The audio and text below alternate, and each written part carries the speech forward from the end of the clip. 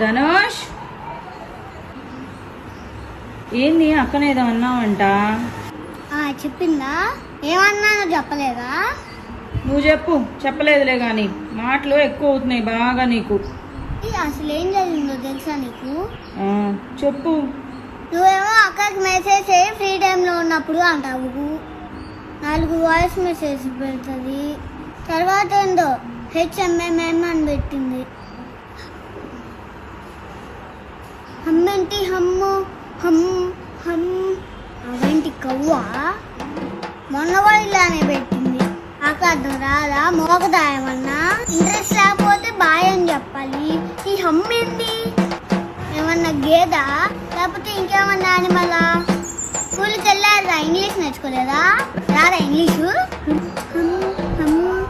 ఏంటా వాడు అసలు పద్దాకదే వాడు, అందుకే తిట్టా. ఇంకోసారి హమ్మన్నావనుకో వెళ్ళి గేదెలతో బర్రెలతో మాట్లాడుకోమని చెప్పా. పిచ్చి కోపం వచ్చింది నాకు. నీకు కూడా హమ్మని పెట్టే అలవాటు ఉందా?